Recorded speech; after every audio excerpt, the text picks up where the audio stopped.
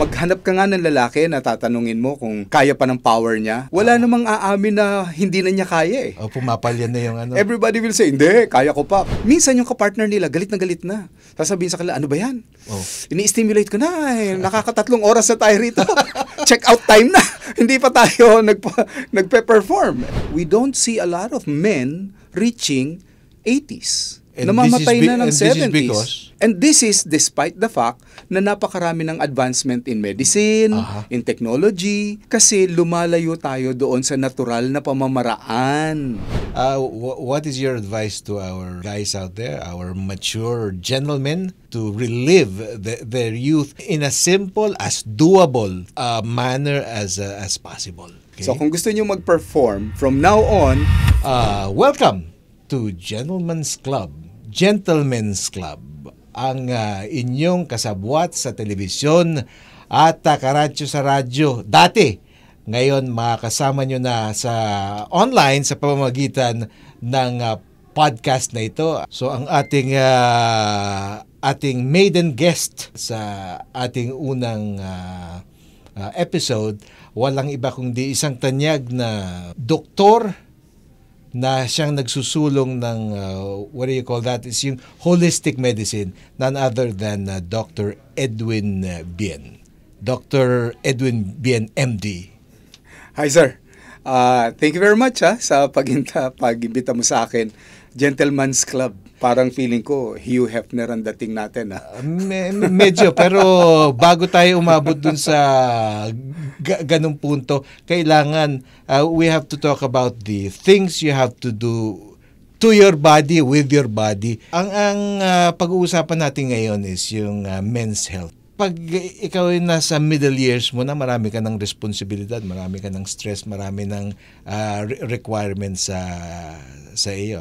Sa atin mga Filipino, we feel that we have to be responsible, we have to provide for the family, we are in charge of the finances, of the emotional development ng mga bata. Sa opisina, we may occupy management positions and we're expected to deliver. Pero at some point, may iisip mo rin, paano naman ako? Paano naman yung kagustuhan ko? Paano naman yung hanap ng katawan ko, ng isip ko, para maging well-rounded ang ating buhay? Now, as you get older, the physical part may konting, to some extent, medyo may nagdi-diminish. Pero yung ating zest for life, and I think we deserve it, no, to be fulfilled in more ways than one.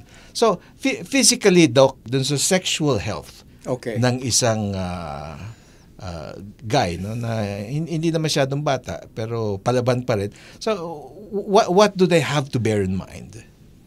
Alam mo, nagbabago na kasi ang mundo natin ngayon. Siyempre may social media na. Yes. May mga cellphones na tayo. Noong araw, ang mga lalaki, very quiet about that. Ayaw nilang pinag-uusapan ng ganyan kasi maghanap ka nga ng lalaki na tatanungin mo kung kaya pa ng power niya. Wala namang aamin na hindi na niya kaya eh. O pumapalyan na yung ano. Everybody will say, hindi, kaya ko pa kahit na pagsusinungaling na yun. Nagbabago na rin yung katawan natin ngayon. Dati, medyo nagkakaedad na like 40s to 50s bago humihina na talaga yung kakayanan o power ng isang lalaki. But now, mas banidoso na ang mga lalaki ngayon. At age of 30, concerned na ang mga lalaki sa kanilang pangangatawan, sa ating mga itsura. And there's a reason for it. Yes. At the age of 30, akala kasi ng iba, mataas na mataas pa yung level ng ating hormones, particularly yung testosterone. Yes. Bumababa na yun. By the age of 40, whatever level you have, it's already 1/2. Of what you were when you were a teenager. When you were a teen. When you were 18. By the age of 50, you only have about 25%. Ganun ba? By the age of 60, you only have about 5 to 10% of your testosterone level. Yes. Ngayon, siyempre, ano ba ang gagawin natin? There are yung mga bodybuilder na isip nila mag-inject ng mga testosterone. Pero nakakita sila ng mga side effect with that eh. May mga tumutubo sa katawan nila na mga hindi dapat, mga bukol, it stimulates yung mga certain part of their body. So ngayon, naghahanap na ang society ng mga natural ways to boost testosterone level para yung pagkalalaki, andun pa rin. Pwede ba yun? I mean, is it a real possibility to regain your youth? Actually, ngayon lang naman bumabagsak yung yung power ng mga kalalakihan. Take for example, ang ating lifespan ngayon nasa 65 na lang. Eh, di ba with modern medicine, the lifespan should be getting longer. Because even cancer right now already has the technology has improved to such an extent that survivability is high. Now, I'd like to beg to disagree. As a medical doctor, experience ko to. Go to an ICU. Makakakita ka ron ng 50s and 60s na inatake sa puso, comatose. Now, go back dun sa 1920s and 1930s. Na sinasabi nila yung lifespan was in the 50s, 60s lang daw. On the contrary, if we are talking of 1920s and 1930s, you're talking about grandfathers. Yes. May lolo ako umabot ng 100 plus. We have lolos na umaabot ng 90s.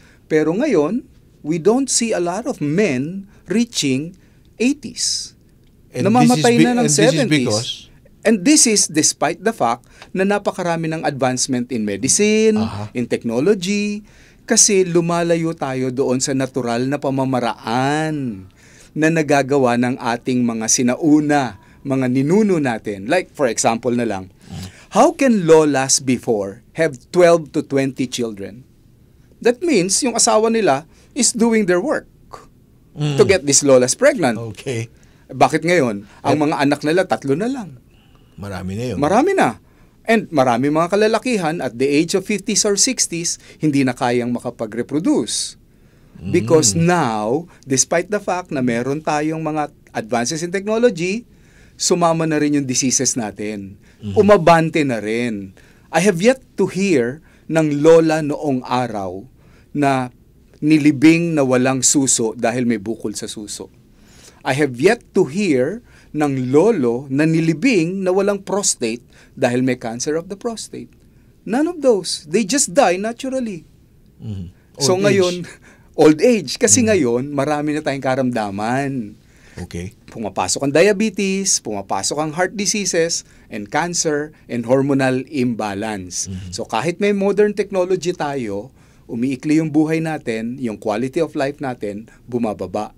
And that is the goal ng mga doktor who are into integrative medicine. Yung mga katulad mong doctors, what is the, yung subok and time-proven, I wouldn't consider it a remedy, no? Supplement to get back, ang ating, I'm assuming a lot of our viewers are guys, ano? So how do they get their youth back, or at least a good part of it, so that they can live.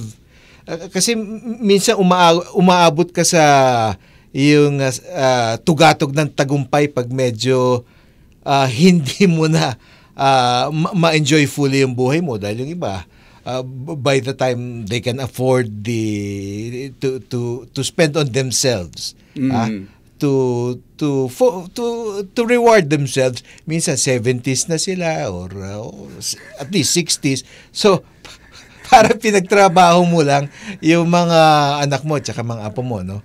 So how do you stay young as you? Very very simple, no? In fact, there was I don't know if it's a commercial if I mention it. There was a show sa Netflix, Live to 100. Yeah. Tiningnan nila yung mga bansa na umabot ng ganung katagal, and yet they're healthy, yung mga taong to. One, diet plays a very big role.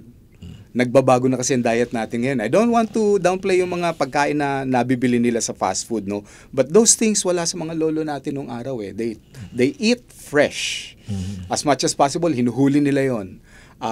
Ngayon, mas marami ang kinakain nating karne kesa sa kumakain ng prutas at gulay. So, mas maganda na bumalik sana tayo doon. Alam mo, mali pala yung food pyramid na tinuro sa atin sa eskwela nung araw. Do you remember yung triangle? Yes. Food pyramid? Yung sa protina triangle na yun, sa tuktok, protina. Yes. No. Gulay ang sa tuktok, sa ilalim, carbo. Dapat pala, inverted pyramid. Kaunti lang ang carbo, marami yung gulay sa itaas. Tapos sa gitna yung protina. Ngayon, nagbabago kasi tayo. Napakarami nating carbo eh. We have a lot of desserts, we have a lot of sweets, we have a lot of drinks. Yun ang dapat nating unang tanggalin if we want to remain healthy and young looking and young in body. Kasi ang testosterone natin, babagsak yan kapag mataas ang acid sa ating katawan. And what brings the acid? Carbo. Ano ang pampataas ng testosterone na natural at hindi yung masasabi natin na magkakaroon tayo ng hormone imbalance? Dalawa lang, simple. Yeah. Nuts, bananas. Nuts and bananas? Nuts and bananas. Okay. They stimulate nitric oxide. Nitric oxide in our body. Naririnig ko lagi yung nitric oxide. Ginagamit yan ng mga bodybuilder no? Ngayon, yung nitric oxide will come from a protein na kung tawagin ay arginine. Okay. Yung arginine, napakagandang protein yan, mahirap hanapin yan, pero nakikita yan sa nuts. Alam ko marami magsasabi sa ating mga viewers na sasabihin niya, yung nuts baka naman sumakit yung mga joints dahil sa uric acid. That's the problem if we are not drinking 2 to 3 liters of water per day. Lalong-lalo na kung tayo mahilig nga sa sweets. Ang sweets, ang tendency nun ay magpa-dry up ng ating dugo. Kailangan natin pure, plain, unadulterated, alkalinized water. The term there is alkalinized. Okay. Alam mo, nakita nila yung alkaline. Hindi ito, may ganun ba? Wala. Yung mga actually, pwede yan sa babies, pero kaming mga doctors, especially those who practice integrative, inilalayo namin ng mga pasyente sa distilled water. Because? It's dead water. There's no nutrients in it. Tinanggal na yung minerals. Ano? The process of distillation purifies the water. Makes pero it clean. Makes it clean, pero nothing else. Makes it kailangan inert. Diba? Kailangan mo yung mga minerals dun eh. Yun. Kailangan mo yung minerals, kailangan mo it is alkaline. Okay, sa ating mga viewers na gusto nilang magkaroon ng memorable, to make more memories with the missus siguro or with their girlfriends, what quick fix solutions can you advise for them to make the most out of their hindi naman sunset kasi we're talking about middle-aged guys, ano? So matagal-tagal pa naman, pero how to stretch their vigor to approximate their youth. Instead of drinking cow's milk, dahil alam natin yung cow's milk, ano naman yan yung baka na yan, hindi naman gala na baka yan di syempre maraming mga chemicals and hormones na rin yung mga bakang yan. Mas maganda, almond milk. And like I mentioned kanina, nuts, particularly almond, will stimulate the arginine, will stimulate testosterone production. So that's what they can keep on drinking. Almond milk. Okay. Now, of course, dun sa mga mahilig uminom ng alak, well, a little bit of brandy is okay. Kasi again, brandy will come from grapes. Prutas pa rin yun. Yes. Ano meron dun sa grape? Resveratrol. Yung resveratrol is a component of the grape that stimulates the heart, makes the heart younger, but at the same time, improves tumescence. So, English yun English yun. Tumescence. Parang hindi naintindihan ng iba yun I'm sure yung mga brandy drinkers dyan tuwan-tuwa. Okay. Kailangan isang kupita lang kasi yung brandy kapag masarap, nauubos nila isang bote Ay, iba naman yun. Mapapadali. Alam mo, I'll give a tip kung paano iniinom properly ang brandy. Okay. Isang kupita, that means yung isang canister ng brandy talaga, lalagyan mo yun ng, kung gaano karami yung brandy, ganon din karaming warm water. And then drink it together. The warm water mix with the brandy. Ang ginagawa nun, ino-open up yung arteries ng puso natin. And everywhere in our body, alam naman natin, ang ating sexual function relies on blood flow on that particular organ. Paano magba-blood flow? Kailangan bumuka yung ugat. And that is a combination of the brandy with the warm water. Ewan ko, speculating lang ako, pero yung sinasabi mo medyo bumubuka yung mga arteries, I think that can help as far as preventing strokes, di ba? Of course. Stroke, heart attacks, either bara, may pumutok, or nagsarado. Yun, mas madalas atin nagsasarado dahil nagde-deposito tayo alam mo naman, mga kinakain natin nung kabataan tayo, trans fat, Buwabalik, pinirito, etc. So yung asin is not good. Asin is one, pandagdag lamang yon. Pero alam mo, bumalik na ngayon ng research. Aha. Sa pinakamalaking research na ginawa, noong araw sinisisi talaga mga cholesterol. Aha. It is not. Ano ang lumalabas sa Ang talagang pagsisiyasat? nagpapakipot ng ugat natin, carbo and sweets. Nako. It's very simple kasi yung carbo and sweets makes the blood sticky. Aha. Yung oil makes it madulas. Pero yung stickiness ng blood dahil sa carbo and sweets makes the artery smaller. Constricted ang tawag ng mga doktor doon. Okay. So wala kang power kasi constricted yung ugat papunta doon. Parang karburador. Ewan ko kung naaalala pa nung I'm sure yung mga viewers natin alam pa yung mga auto na may karburador, ano? Pag barado, hindi umaabante.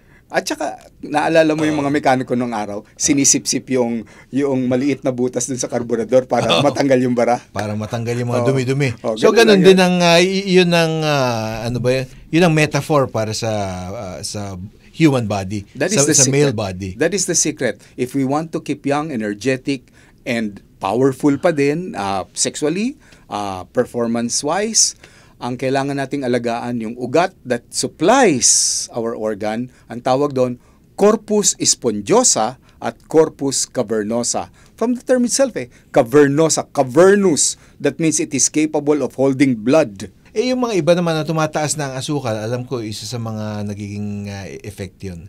So, yung loss of certain, pakiramdam, no? Totoo. So, how do they deal with that? Ang nakakalungkot dito, sa Pilipinas to about 8 to 10% are diabetics. Mm-hmm. Ang population natin, more than 100 million. If you say 10%, that's 10 million Filipinos are diabetics. That is more than the population of Singapore, who is only 7 million. So napakaraming diabetic na Pilipino. Now, one problem of diabetes is neuropathy. Ang neuropathy, ibig sabihin, namamatay yung ugat. Kaya yung sensasyon nawawala. Kaya yung paa nila, pag nakatapak sila ng matalim, di nila nararamdaman, nagsusugat na, nabubulok na. Pero hindi lang sa paa nawawala yung sensasyon. Pati na rin doon sa pagkalalaki nila. Okay. They feel nothing. So dahil masyado mataas yung kanilang asukal. Yung asukal, malapot yung dugo, natamaan na yung nerves. So, minsan yung kapartner nila, galit na. Sasabihin sa kanila, ano ba yan? Ini-stimulate ko na, nakaka3 oras na tayo rito. Check out time na. Hindi pa tayo nagpe-perform. And that is because of the neuropathy. Pero sa inyong sa inyong kind of medicine, yung holistic medicine, you're saying that yung mga ganitong cases can actually be reversed. Actually, that's the truth. That's the truth. Noong araw, pag sinabi nilang diabetes at saka high blood pressure, hindi na re-reverse. Ito, sasabihin ko sa iyo mga sinasabi ng doktor, mag-iingat ka sa asukal, mag-iingat ka sa blood pressure mo kasi once nag-take ka na ng medicine, you'll take it for the rest of your life. Pero what you're saying is that need not be true. Yes. Alam mo, ang medicine is dynamic science. What may be true before, hindi na true ngayon. For example, noong araw, ang gamot sa ulcer, gatas. Di ba? Acidic. Masakit sikmura mo. Nangangasim ka, maggatas ka daw. Ngayon nakita nila, kaya ka pala nagkakaroon ng ulcer dahil may mikrobyo sa loob. Hindi acid, may mikrobyo. It's called H. pylori. And when you drink milk, pinakakain mo pa yung H. pylori ng sustansya. Di dumadami siya, binubutas tuloy ang iyong bituka. So that is science converted to new knowledge. Ganon din sa diabetes and high blood pressure. Tingnan mo yung mga monks. Yung mga monk, yung mga may tuldok-tuldok dito sa noo, na wala silang sa Tibet. Sa Tibet. What do they do to reverse diabetes and high blood pressure? When I went there, no, habang nagme-meditate sila, I think Cambodia is the place where I went. Habang nagme-meditate sila, may nakababad sa dila nila. Sabi ko, ano yung nakababad sa dila nila? When they say, yung dila na yun, binababara nila ng dahon na kung tawagin, ginkgo biloba. May Tagalog pala yun yung ginkgo biloba. Ang ginkgo biloba is takip kuhol, which is available sa ating kalsada. Ang ginagawa Pagkakalam ko dun yung sa mental function ng... Exactly. It prevents stroke, it prevents heart attack, and it lowers diabetes or sugar. Just by putting it in their tongue while they are doing meditation. They apply it to us locally. You can just take it via capsule, di ba? Oo. Together with the medication of your doctor, you take that. And that is my role as integrative medicine doctor, no? Sige, nagreseta yung doktor ng metformin. Don't worry, generic yung metformin, okay? So, ire-reseta niya yan to lower down the blood sugar. Pampababa lang ng blood sugar. Habang inaayos mo yung lifestyle mo. Exactly. But, when you don't take it anymore, akyat ulit, di ba? Yes. Kasi nga, you're not giving something to take care of the pancreas which is defective in the first place. Defective yung pancreas eh. Hindi gumagawa ng sapat na insulina eh. O di kailangan alagaan mo yung pancreas, yung lapay. Bukod sa pagbibigay mo ng medisina. So you have to combine the Western approach, which is the medicine, and the Eastern approach, gaya ng ginagawa sa Japan, sa China. Mahaba buhay ng tao Mahaba ang buhay ng mga yun. Ah. Oo, kasi nga, they add to it nutrition, lifestyle, diet, exercise, and reduction of stress. Napakalaking bagay yun. Yung stress, kaya nyo ba? Yung pagbawas ng stress, everyone says it. I mean, lahat ng therapists, psychologists, mga lifestyle coaches tell you to reduce stress. Pero that's easier said than done, di ba? Easier said than done. Pero may prayer for that. Serenity prayer. Lord, teach me to change the things that I can change and accept the things that I cannot change. So pag uwi mo, hindi mo naman magagawa ng paraan na yun, tanggapin mo na lang. to borrow a Western term, minsan chill ka lang kailangan talaga. Chill ka lang. Mas mahaba buhay ng chill, di ba? Tama yung mga pagong. The turtles, they live more than 100 years. Yes. Chill na chill. Hindi nagmamadali. Hindi rin nagmamadaling mamatay.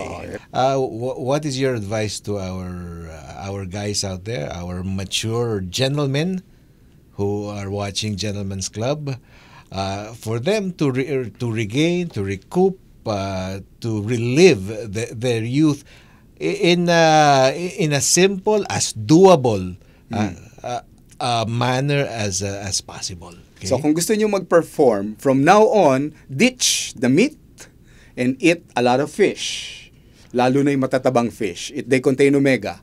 It will be very good for your blood circulation. A lot of vegetables as well, lalo na yung mga dahon-dahon. Okay. Now, if you're going to choose fruits, dalawa yung fruit na maganda sa'yo, banana and strawberry. Yung dalawang yon will stimulate your testosterone production.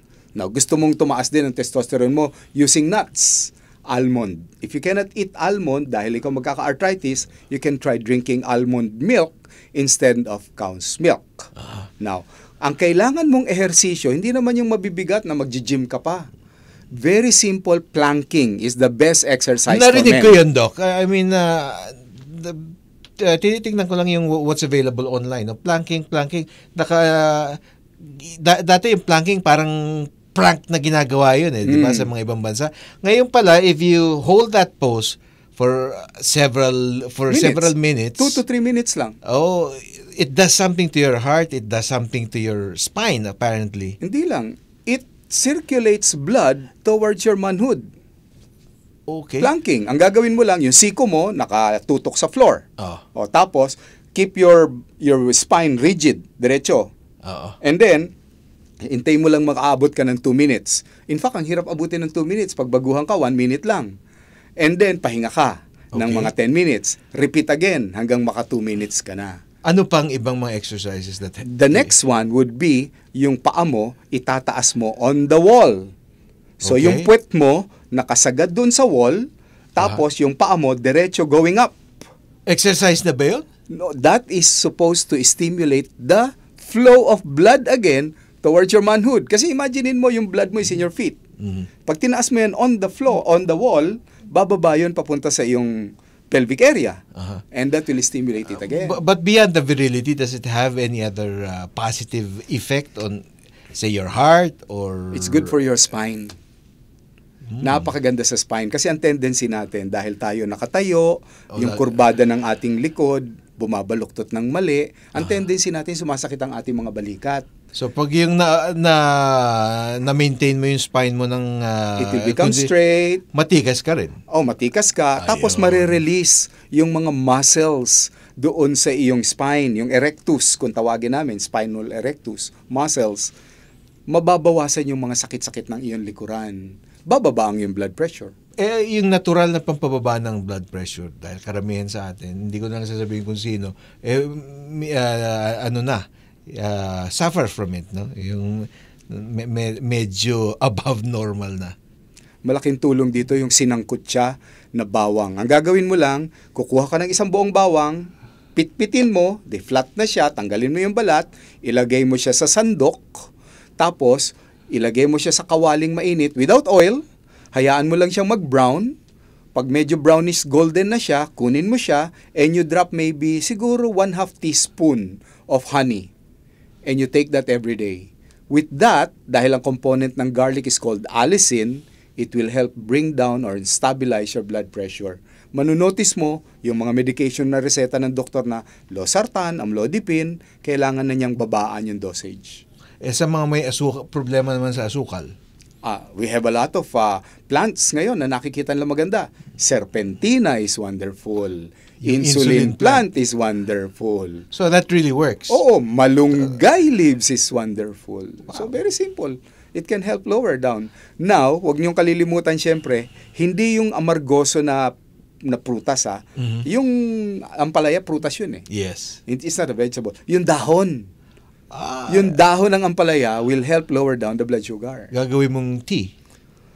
Tea, di salad mo na lang. Magtadtad ka ng bawang, magtadtad ka ng sibuyas, lagyan mo ng sukang pinakurat, and then yung dahon ng ampalaya, together with radish, lowers down your blood sugar. Alam mo, lahat ng superheroes, meron silang tinatawag na origin story. Mm-hmm. Yung dati, ordinaryong tao lang sila, tapos they were struck down by a tragedy na really brought them down on their knees, pero they managed to fight through it and persevere and to emerge as someone or something that is more powerful, more productive, more impressive than what they were before. Paano nagsimula yung very colorful career? Although alam ko na, kaya may drum roll, may konting pero ikwento mo sa kanila. Well, kagaya ni Spider-Man, nakagat din akong gagamba.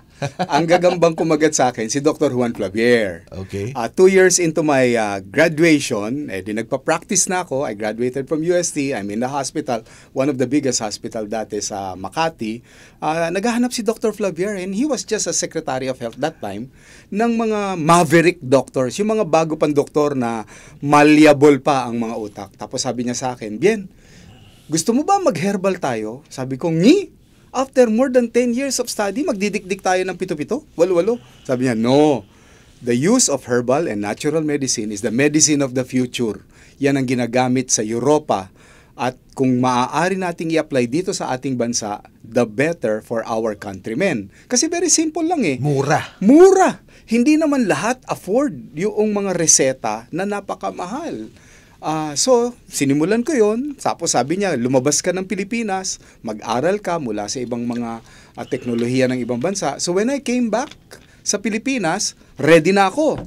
Ang problema, hindi siya accepted by the society as a whole. Mm-hmm. Lalong-lalo na sa ospital. Ang ginawa ni Dr. Flavier, he made one law.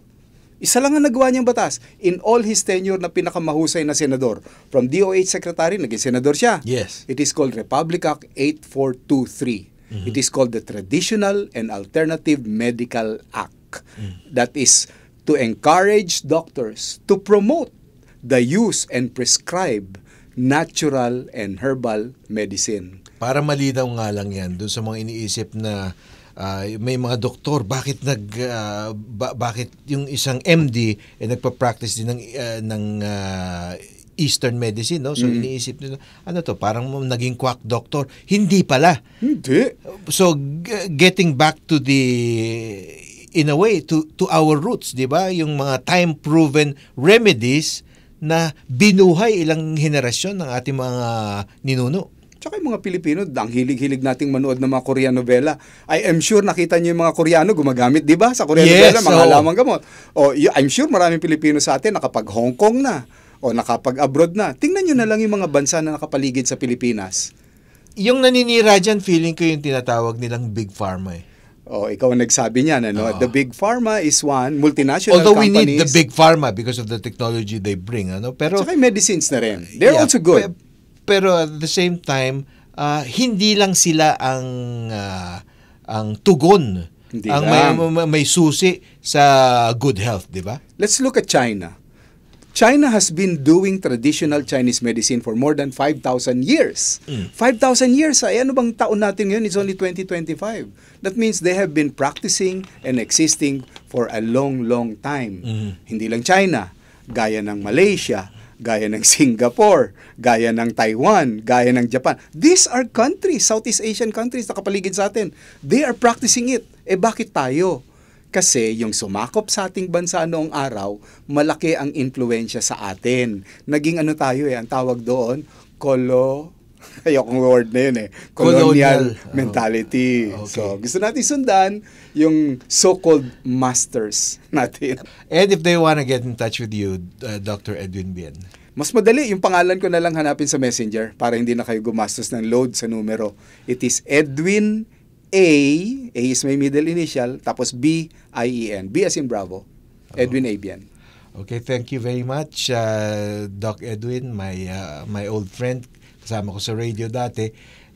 Thank you for being our maiden guest here, and I hope that in the months and years to come, you can continue to visit us and share your insights with our viewers. Because what we're trying to do here is, of course, the sex part is important, but living a holistic, a full, a productive, and a happy life is really the goal, di ba?